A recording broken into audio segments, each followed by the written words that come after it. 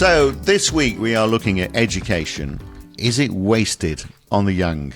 In fact, do we even need it? Because we've got AI that's going to do absolutely everything for us. But Steve, let me give you some numbers. The average student in the UK leaves with, guess how much in debt, in thousands of pounds? 90,000 quid? Not quite that much, 53,000 is the average. I mean, is it worth it? I mean, a decade ago, of course, you and I were of an age where everything was paid for you, and so you came out with no debt whatsoever. You got a degree, a slightly better education. Even that was debatable because I did geography, so I'm not really quite sure how useful that was. But at least you had a good time for a few years, and you came out a more rounded human being, I think. And you got a bit more confidence. You probably had sex, so you knew what that was all about, and the government was paying you for it all. In fact, they were.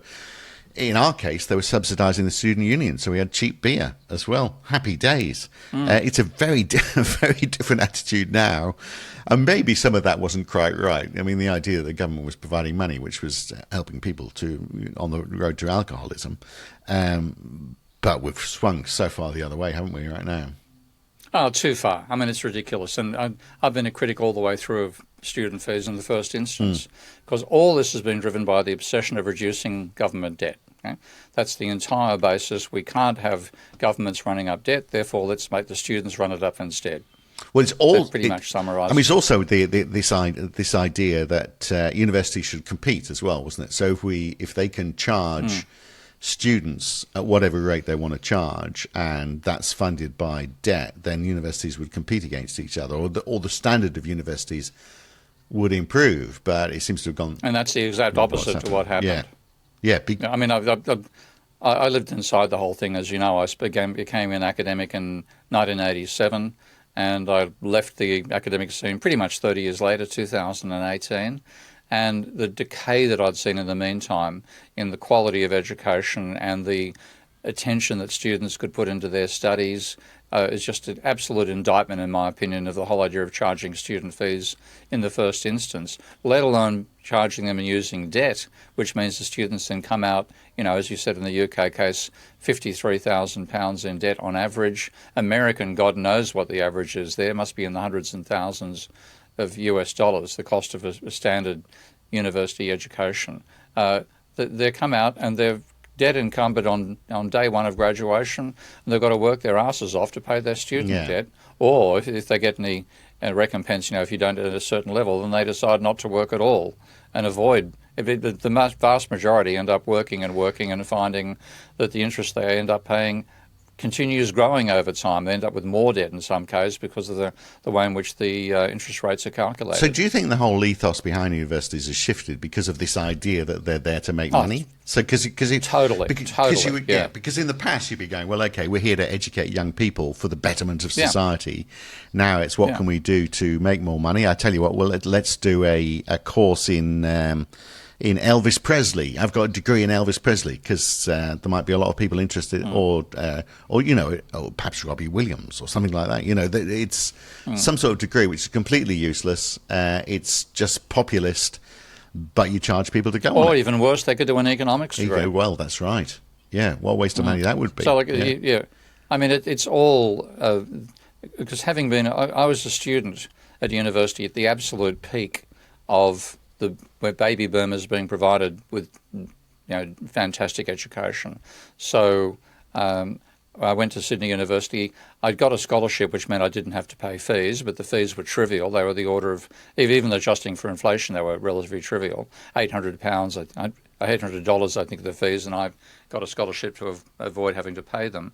But the universities were government funded, and if you were doing a course and you weren't up to scratch, the staff had no compunction against failing it, and you have to repeat. And if you did, failed twice, that's it. You couldn't continue on because they didn't need your money. The whole idea, they weren't keeping you going because they needed. They weren't keeping you for your money. Yeah. Now, I mean, when I saw fees coming in, and frankly, Australia is responsible for a lot of this because the whole idea of charging fees and then covering them by student debt later was Australia's higher education contribution scheme. And I hated the damn thing when it came in, and I thought what it would do over time is mean that students would be so focused upon covering their paying their debt down, or covering their costs, they'd be more worried about making a part-time, getting a part-time job to pay the fees than they were about attending lectures and learning.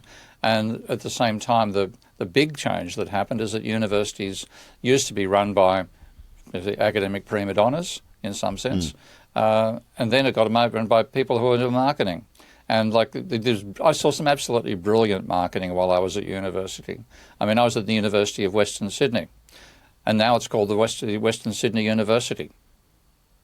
That was a fantastic way to increase its status. Yeah, yeah. And I'm not. Yeah, okay. And I think they went from UWS to WSU. Right. But I think they missed out the real opportunity of calling it Western University of Sydney, which would have been WUS, which is a bit closer to my opinion of the top managers. Well, I'm living not far away from them these days, as you know. But it's so £53,000 in debt in the UK.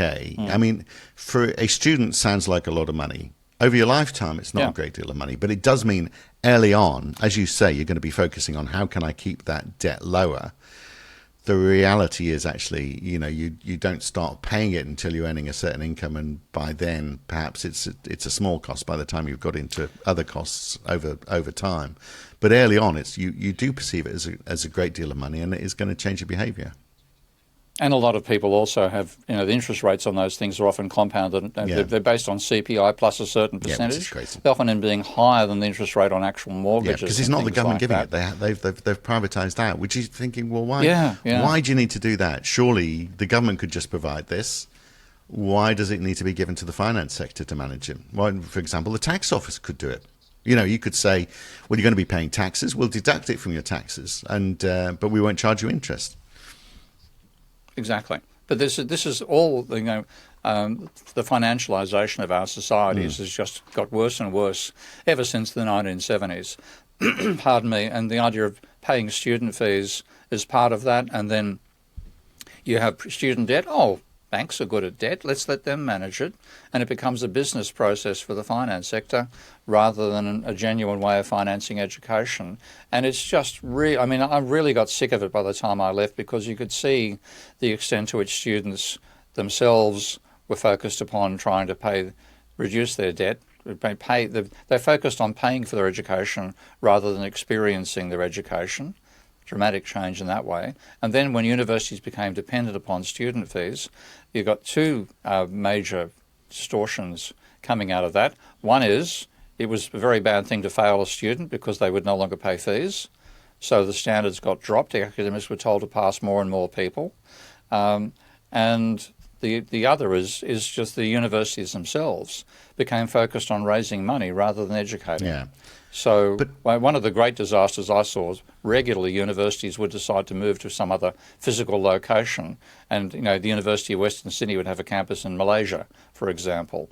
And they all thought, okay, we're going to get 100% of the market, so we're going to put in 10 universities that all do the same thing. We put in 10 times more resources than are necessary. 9 of them go bankrupt. The amount of ludicrous attempts to commercialise. Well, it's not working either, because there's a lot of consolidation going on in the university sector. So we've got universities merging now. So, for example, the University of Kent has merged with another university, and it's starting to happen quite quickly, I think, now in the UK. But also, perhaps the part of the reason is because students are starting to get a little less interested in this idea, which might be a good thing of going to university, because the payback isn't so great for them now. And this is a factor of maybe the courses aren't so great, maybe employers are getting wise to it. But let me give you a couple of figures. So the starting salary in the United States in 2016 for someone finishing at university, the average starting salary was $50,000 US. In 2026, 20 years later, it was just under 70,000. So the starting salary had gone up in $20,000 over those 10 years. But if you take that in real terms, allow for inflation, that's actually a fall of 8 or 10%. So the starting salary, the difference is getting worse, but the costs are going up.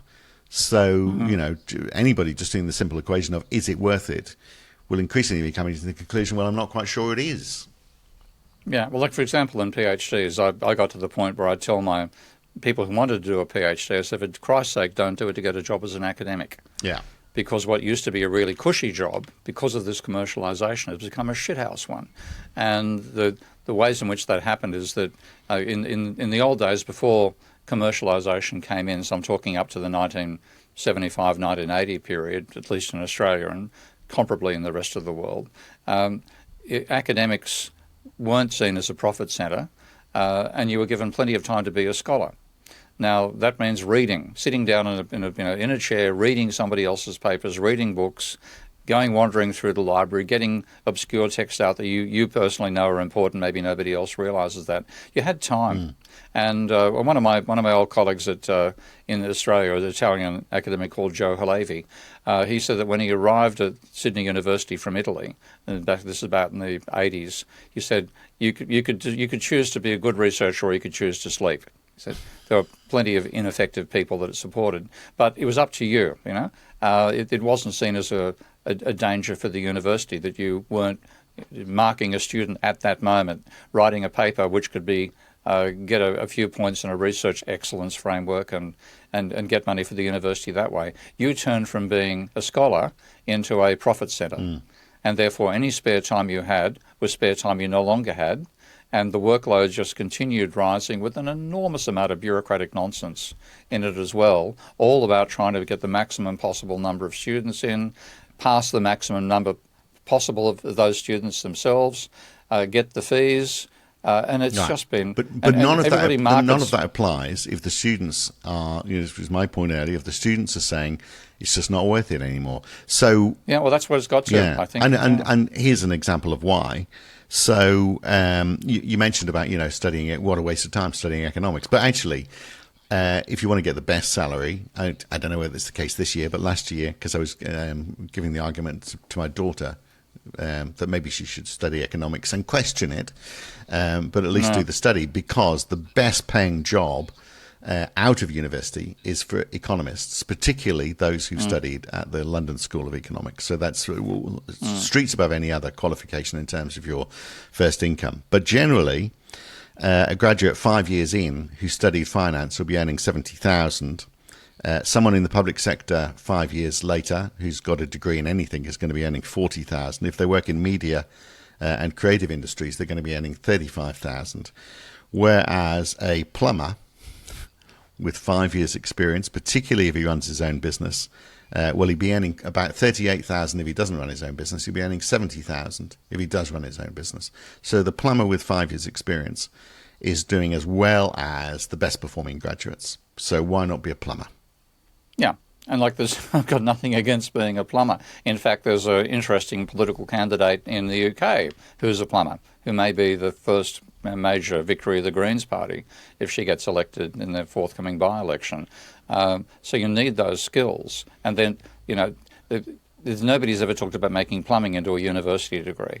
But they did make nursing into a university degree because it's all caught up with the status of being a tertiary educated person rather than a person with a technical skill. But we just don't have sufficient respect for those technical skills either. And that's denigrating it. But as you say, the reality is you don't have to pay those fees. You've got to pay some fees, I'm sure, to be a plumber. You've got to be certified. Yeah. Okay. Yeah. But not a university degree.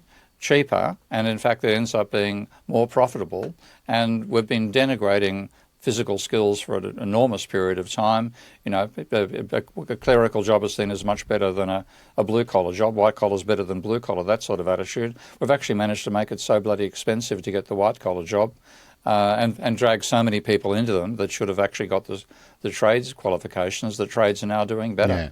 So it's going to be interesting times for universities, isn't it? Because there is that, and it's and if we just shifted our attitude, increasingly people are thinking, well, is it worth it? Maybe that shift towards being a tradesperson will become more acceptable, and we'll start to question, what are the merits of going to university? And I sense that's already starting to happen. But there's another element in all of this, of course, which is AI, and I want to look at that when I come back, because there's a lot of people going, well, AI is going to do everything. Really, what's the point? Why do I need to go and be educated? So we'll look at that when we come back on the Debunking Economics podcast. Back in just a second. So welcome back. One thing we haven't looked at yet, which makes you wonder, is it all worth it, is AI. If AI is going to be doing everything for us, Steve, what's the point of going to university? Learning how to think for yourself rather than thinking with an AI. Yeah, but that's hard work, Steve. You just escape. Exactly, hard work is necessary. I mean, I'm far from being a disciplinarian, but I wanted the right to fail students that they didn't know the subjects, and the commercialization made that impossible. But what's being seen with recent trends with AI and people answering essays using AI, they can generate an answer for themselves without having to think about what they're learning. And now what you've got is a real tussle inside the universities. How do you distinguish actual original work by a student from something generated by AI? Yeah. And one thing with the conference I was at in Berlin a couple of weeks ago was the whole issue of AI and the using screens in general. Forget about AI, just using iPads rather than pads and paper, all seems to be reducing students' learning capability. And I believe it's Sweden. I think I saw something about this. Sweden has decided to ban students having electronic devices at school. Right. And bringing back physical textbooks. They make them read rather than read on screens. Well, so there's also... there's nothing wrong with reading on screens. I think your point is, though, is that do they actually understand the subject matter? And if you use an AI to generate the answer. We can get around that. A very easy way, and I'm bound to say this, obviously, is make students verbalize the answers. So ask them questions, get them to sit there and explain it. And then the person who's, the job of the examiner is to ask questions to try and interrogate them to find out just how much they do understand. And that's the reason that won't happen, is because there are so few staff and they're so overworked anyway. The idea of having Vivas for every student is never going to happen. Yeah. So we really, there are some, like AI can replace some skill sets. So an example of my programmer for Russell Standish, just said in a recent exchange that he was talking to a colleague of his who owns a major computing service, and they said they've cut their staff by 40%. And it's so sudden. Like 40% of the staff are gone. They're using AI for what used to be done by 40% of the staff in terms of various coding activities. Yeah. AI apparently is doing that fairly effectively. And suddenly people just, don't have the jobs. So it even makes it, going to learn computing at university used to be a ticket to a good life. Now it's a ticket to unemployment, quite possibly. Yeah, and it's happening. This is happening very quickly. So companies, and it's hidden in the employment statistics or unemployment statistics, which are a little bit high, but not too disturbing. But what's actually happening is companies aren't firing people. They're hanging on to the people who they've got. They're just not recruiting new people. So you finish your university degree. So in Spain, the youth unemployment rate is as high as 29%. It's pretty much the same in Greece. In Italy, it's about 20%. In France, it's about the same as well. These are staggeringly high unemployment rates for young people. And they continue to go in the wrong direction. So for all of this education that we're giving young people, they're just not finding a job at the end of it. People are keeping their jobs if they're older, but companies are worried about employing more people because of the uncertainty, question marks over AI, and maybe they are also worried about the standard of education coming from young people. And they're justified in that because I can vouch for how much the standard has dropped in the 30 years that I was an academic. Because some universities have quotas to give students. A certain level of passes have to be achieved, and if your department doesn't give that level of passes, you get investigated. What's that telling you but to drop the standards and pass more students? So university has turned from getting a degree to getting a credential, and I think it's been incredibly damaging. And I feel for students who've been through this whole process because, as well as the getting a credential rather than an education, they've also copped this massive debt that they've got to continue paying off for the rest of their lives, and they're walking out thinking like they're trapped. So I think a large part of the angst that you can feel from young people these days is extremely justified. Yeah. Plus the fact they'll never have a house. They're already in debt before they even look at taking on a mortgage. Yeah. And the rents have gone up, and so the extent to which this is becoming... Yeah, exactly. Yeah, so it's becoming a generational thing. Yeah. So, but I wonder whether, in fact, the accountability... So it's accountability for universities that's got to be improved somehow, and just issuing qualifications is very easy to do. How do we up the number of people who qualify from our universities? I don't know. We'll just up the number. But if you were to say... Well, okay, your ability to continue as a university has got to be based on the performance of your graduates. So let's put a percentage of whom need to be employed within the first year, for example, or within the first few years. And then I think it was a mistake. Let's just admit it. It was a mistake to commercialise education in general. Education should be provided, like a fundamental level of education should be provided by the state. You could buy more education if you wanted to provide private tutors or go to a more expensive college and things like that. But the bottom line is education should be free, and it should be paid for by the state. That's one of the reasons for the state to run a deficit. And we all benefit from an educated workforce. Now what we have is a credentialised workforce, and we're all suffering from it. So one thing that's not happening, so the reason why those unemployment statistics are quite bad in Europe is because there's big regulation there, which is holding back. So there's limits on how much you can earn while you're learning in many parts of Europe. There's less apprenticeships in many European countries than there is elsewhere. There's very strong employment protection. And so employers are using that as an excuse not to get young people engaged or employed. So there's a debate going on in the UK. Looks like there's going to be a reform government in the UK at some point, so God help them, about whether the natural living wage, which is scheduled to rise to £12.71 from April 2026, whether 18 to 20-year-olds should be brought up to that full minimum wage. Because at the moment they get less than that, so should from 18 should you get, and it seems like the government is doing a bit of a U-turn and rolling back on the idea that they're going to push it up, because they think pushing it up to that full whack, that £12.71. God, you're living the high life there, aren't you? At 18 or 19, they feel like employers are going to stop employing those people, and that's the problem. But that's not the problem. Particularly with AI coming in and taking their position. Yeah. So, like AI, for example, I'm trying to do a cartoon right now for the next book I'm writing. Right, and you just asked AI to do it for you. And it was useless. I mean, I haven't worked as a, I haven't learned how to do the prompts. I'm an amateur on AI, and I intend staying that way. Yeah. But nonetheless, a couple of tries, and I thought it's going to be so long for me to say it in such a way that the AI does what I want, that I'm better at sending an email to my good mate Miguel, who did the cartoons for Econ Comics and Funny Money, and saying, Miguel, what do you want to charge me for doing the cartoon? That's what I've done. But for people, if you learn how to create the prompts, then a large part of the industry that used to, movies that used to employ people, the TV productions, all these things, we're saying AI generate that material.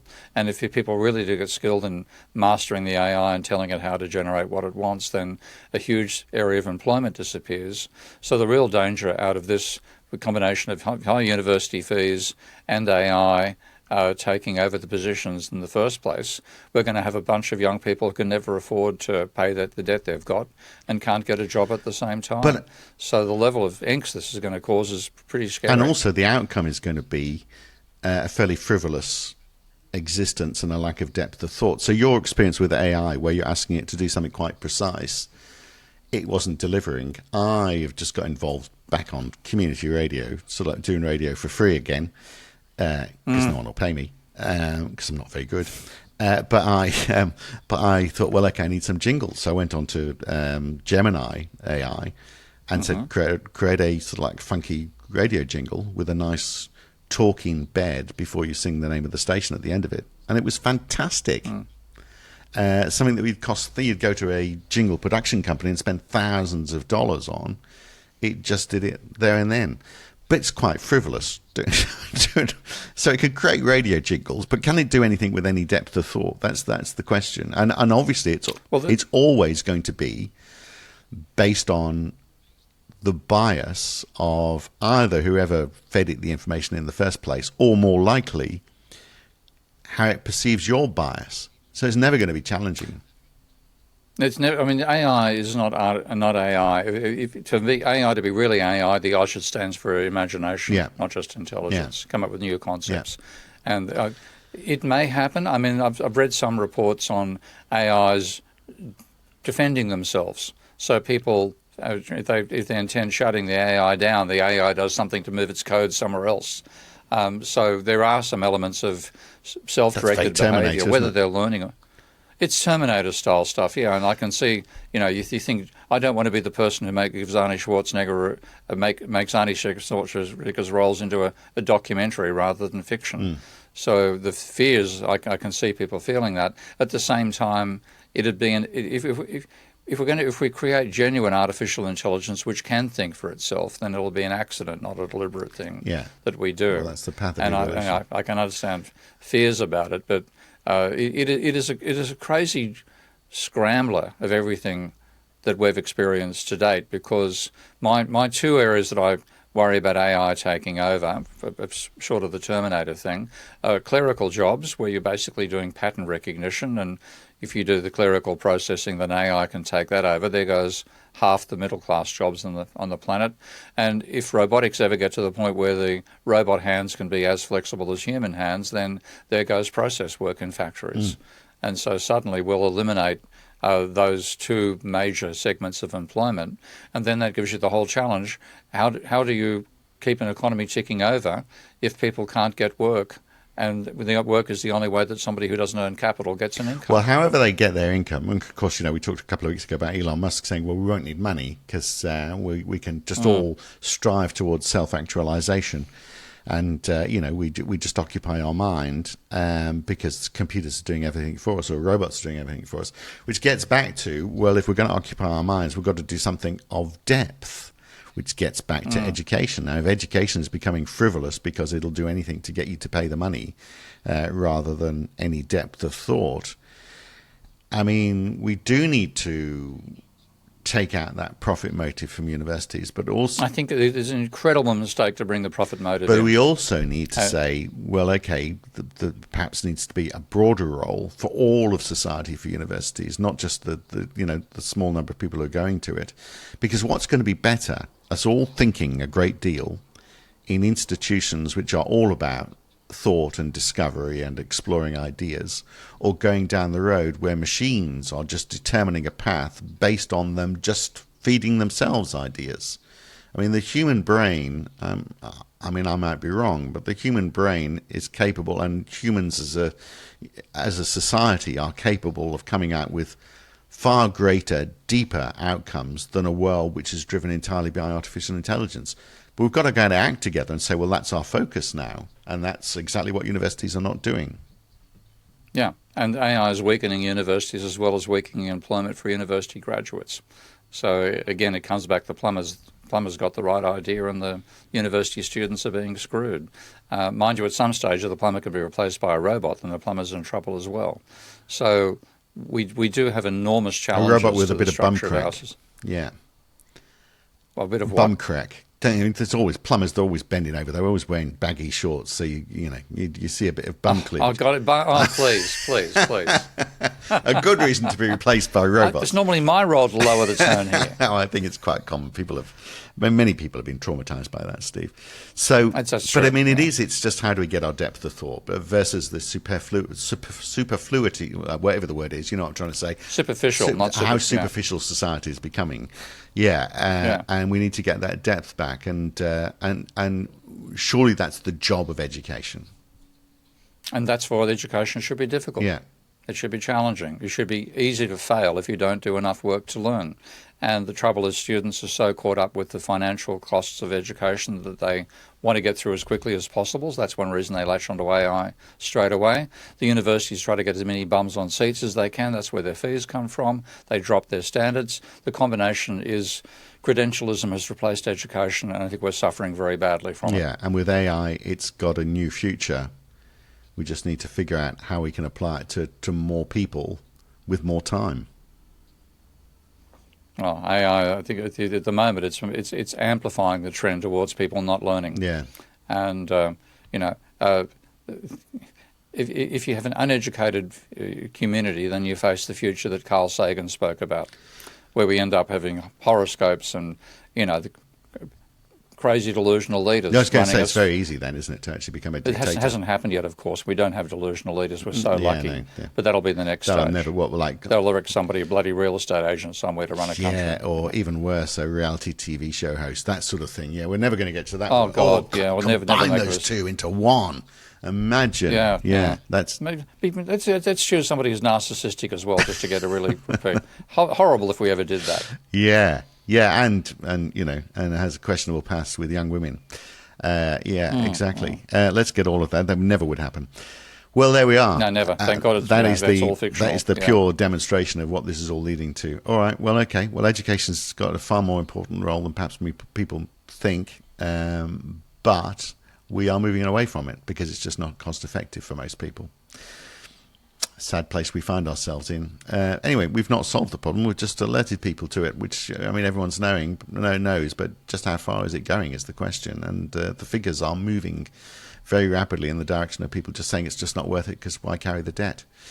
Which is... Yeah. And the same thing I've said about housing. You make it too expensive, you cut out the possible people coming in, the bubble you've been riding breaks. There's no bubble involved in education in that way, but if we find we can't get people to do jobs that take intelligence, we're going to live up in a dumb society, and that's going to be the outcome of commercialising education in the first place. Yeah. All right. Well, there we are. On that cheery note, again, we'll catch you next time. Thanks, Steve. Welcome, Matt.